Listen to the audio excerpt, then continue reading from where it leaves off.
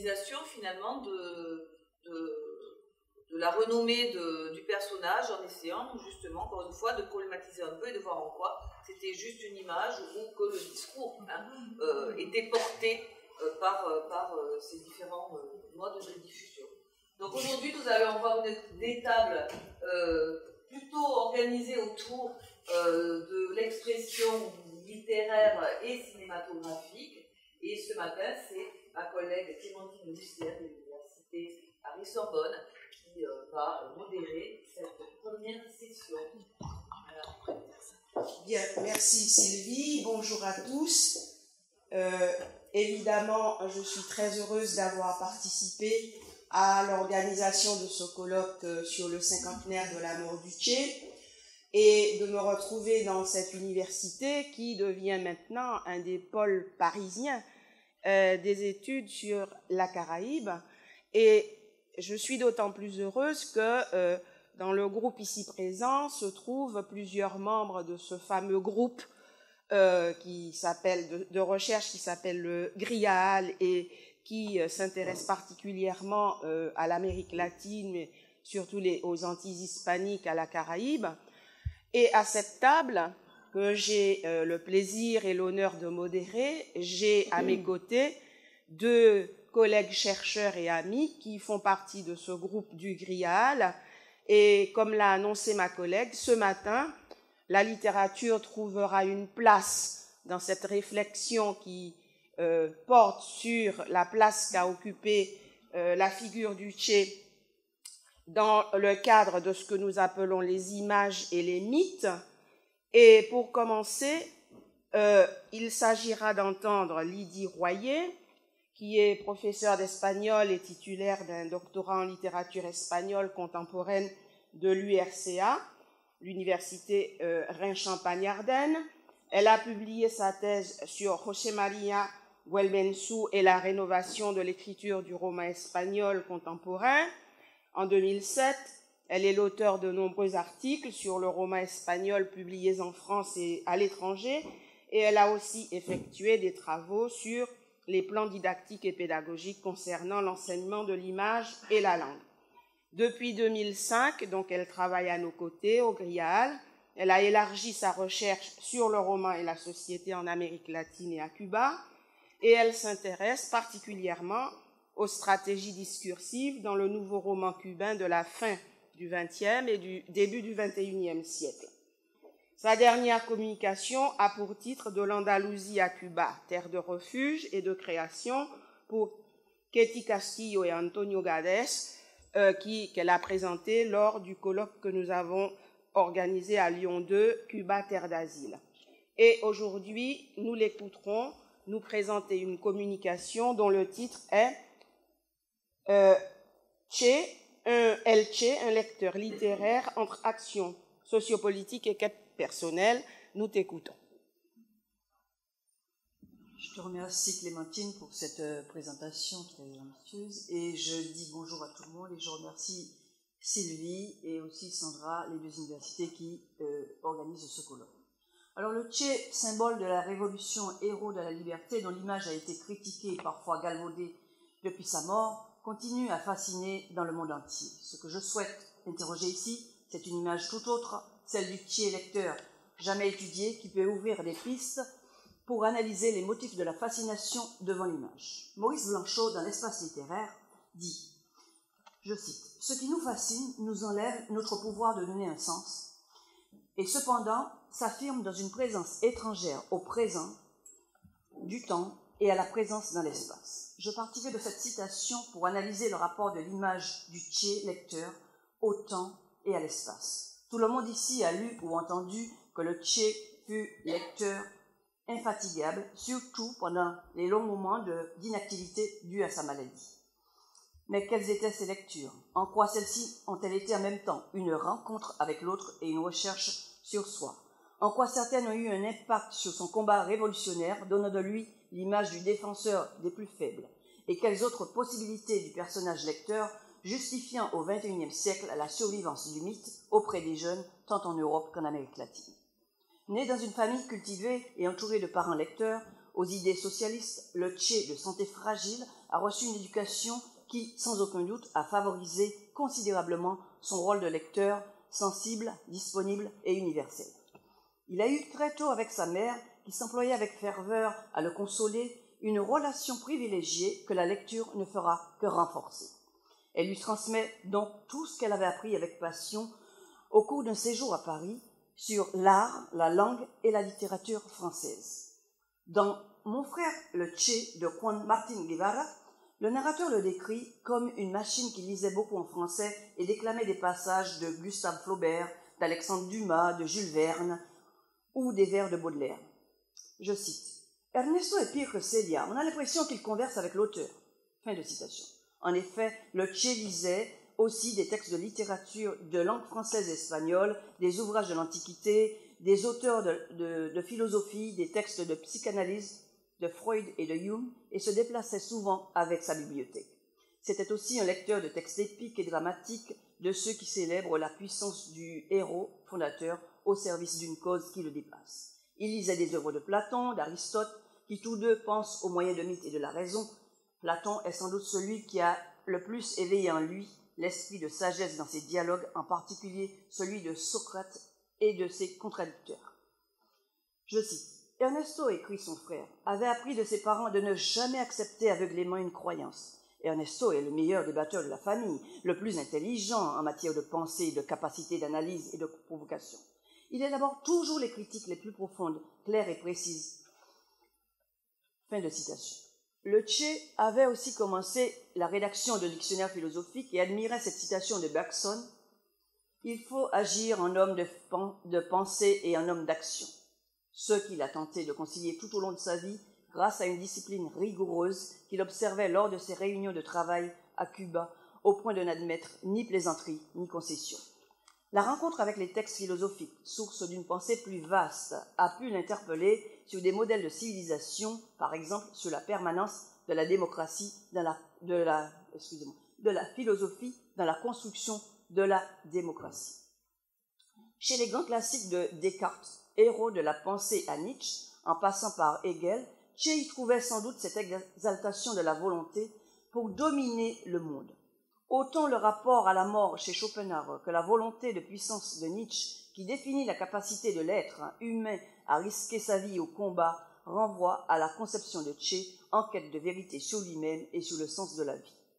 Amateur de poésie, Che admirait les poètes grecs. Il était sensible à l'émotion, aux métaphores des chants de l'Iliade, de l'Odyssée, de l'Énéide et de l'Énéide de Virgile, autre grand classique contenant la mémoire de l'humanité, lieu de la confrontation avec la mortalité qui concorde avec la personnalité charismatique et exceptionnelle du Che.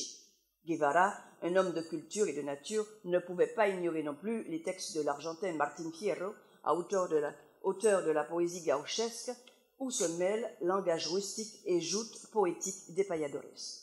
Che aimait particulièrement le registre abstrait du poète mexicain César Vallejo et enregistrait les vers de Los Heraldos Negros de sa propre voix pour son épouse et ses enfants avant de partir en voyage.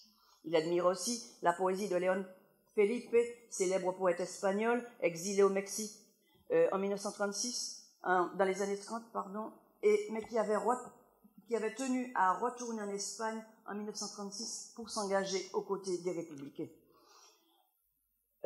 Il connaissait bien les poètes français comme José María Heredia, d'origine cubaine, ou Baudelaire, Mallarmé, Apollinaire, pour la conception du personnage libre en quête de mouvement et de l'esprit nouveau des textes typographiques. Tous ces livres sont des ponts qui font traverser d'autres expériences et d'autres courants de pensée, révélant sa sensibilité poétique et démontrant ainsi son adhésion à une culture humaniste, philosophique et universelle. Ils font de lui un lecteur littéraire, au sens où je l'entends ici, un lecteur actif, critique, capable d'interroger le contenu, le langage du texte pour y trouver ses propres réponses, à l'image de la formule de Proust, chaque lecteur qui lit est le lecteur de soi-même. Il ne s'agit point de la lecture comme évasion, mais bien de la lecture active dans le miracle profond d'une communication au sein de la solitude avec le texte ou avec l'autre. Ce contact permanent avec le langage poétique, bastion de la résistance des valeurs de l'imaginaire et de la liberté, forge l'identité, éveillant en lui plus de gravité, plus de distance critique, dans ses jugements et réflexions sur les systèmes politiques. Il ne se séparait jamais du grand roman de tous les temps, le Don Quichotte de Cervantes, héros fou, devenu fou à force de lecture, toujours entre désir et réalité, rêve et folie, vérité et fiction, mais aussi porteur d'un conflit fondamental entre l'être et le monde. Le Che, personnage double, est aussi un Argentin, symbole identitaire de ce pays latino-américain de culture occidentale, souvent à la recherche de lui-même et où les lecteurs de psychanalyse, vous en conviendrez, sont plus nombreux qu'ailleurs.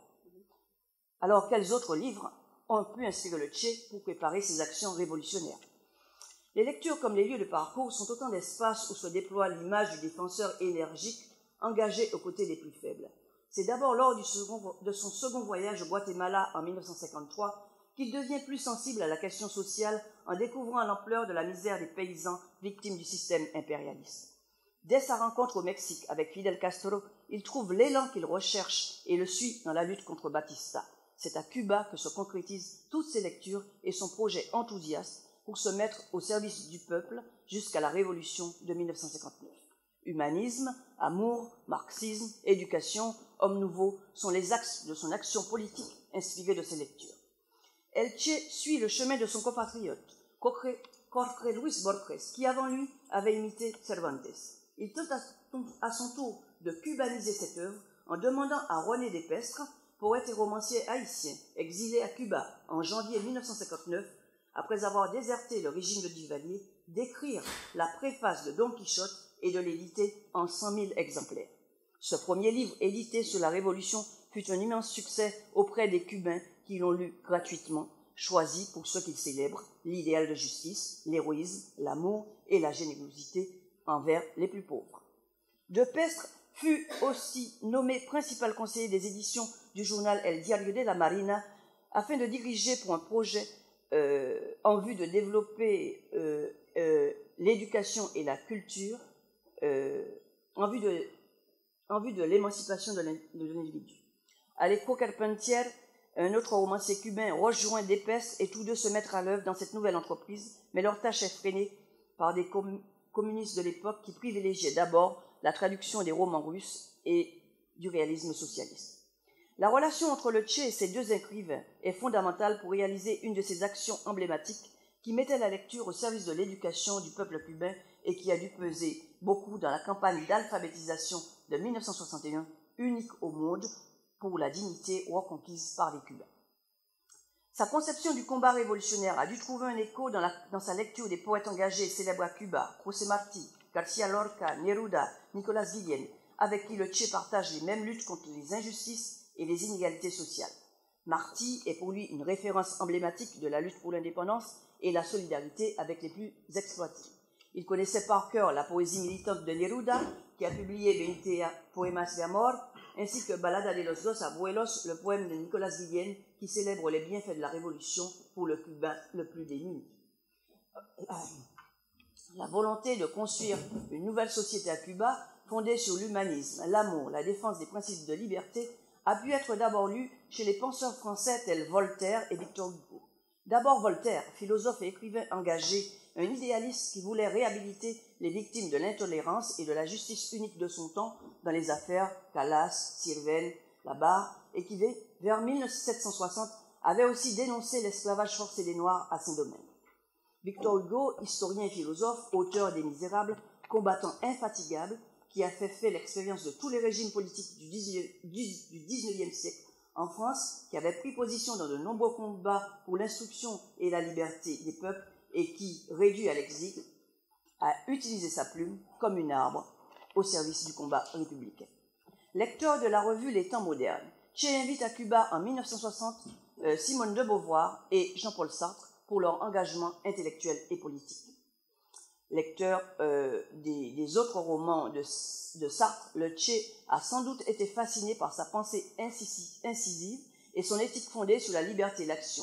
Il n'est sans doute pas resté indifférent à l'idée que le mal, pour Sartre, c'est la misère, l'oppression, le fascisme, le capitalisme et la morale bourgeoise.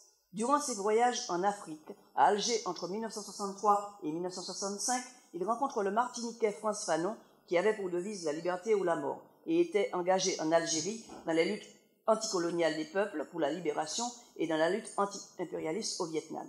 Che, médecin, avait lu le livre du psychiatre « Les damnés de la terre », préfacé par Sartre. Tous les trois lecteurs d'Hegel, un livre qui a certainement alimenté sa pensée sur ses orientations marxistes fondées sur la recherche de nouvel homme, principal acteur de son émancipation.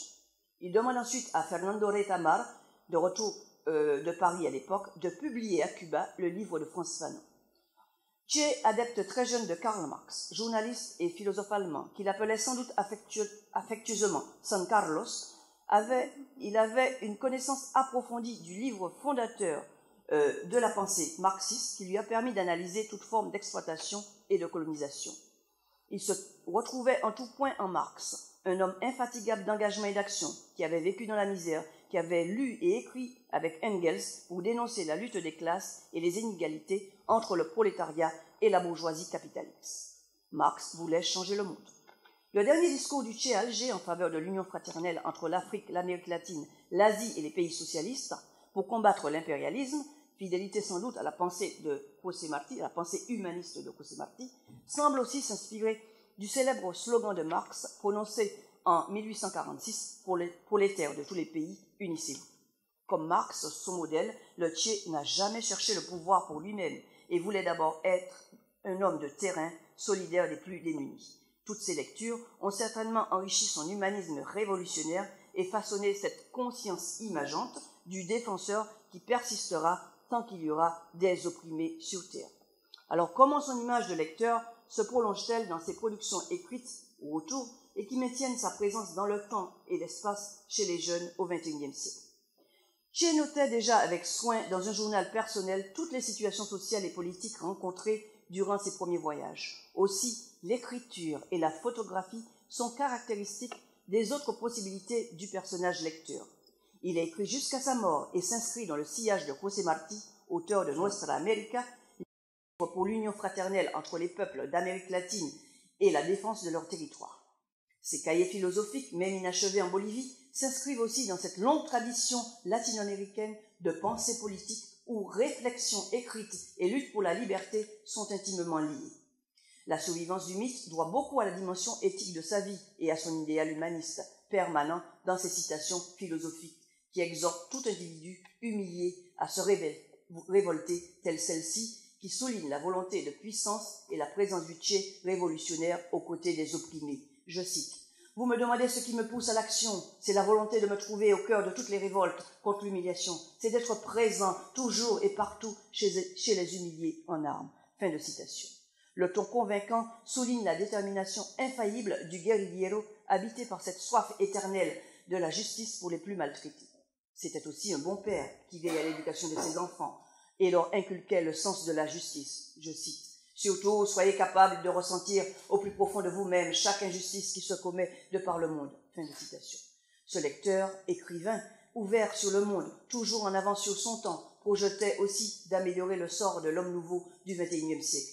« Nous ferons, dit-il, l'homme du XXIe siècle nous-mêmes. » Citation qui illustre le projet ambitieux d'éduquer le monde en développant l'instruction et les universités. Après sa mort à Cuba, la Guajira de Carlos Puebla, Hasta Siempre, écrite en 1965, évoque la nostalgie de l'absent et reprend la devise de Castro. Les mots luz de tu sonrisa, soles de primavera, clara y transparencia, mano gloriosa y fuerte, brazo libertario, sont des images positives de vie, d'espoir, des symboles de dignité, de liberté et de victoire. La chanson commence par un passé simple, aprendimos, mais finit par des allusions au futur, seguiremos adelante, junto a ti seguimos, te decimos hasta siempre comandante.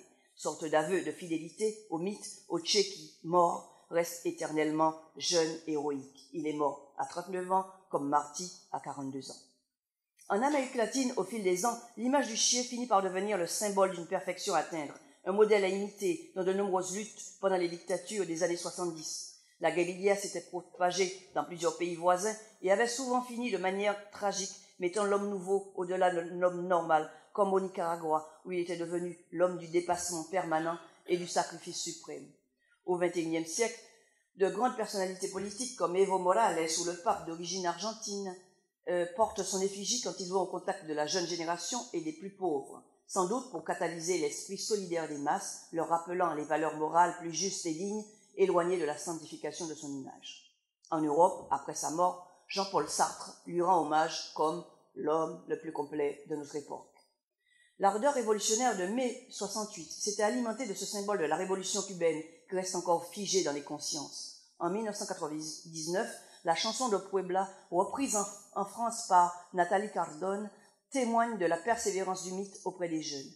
Au XXIe siècle, Che reste donc pour les jeunes, en quête de références solides, l'archétype de la rébellion contre les injustices, symbole d'insoumission au capitalisme individuel dans une société en crise, de plus en plus inégale avec le modèle néolibéral.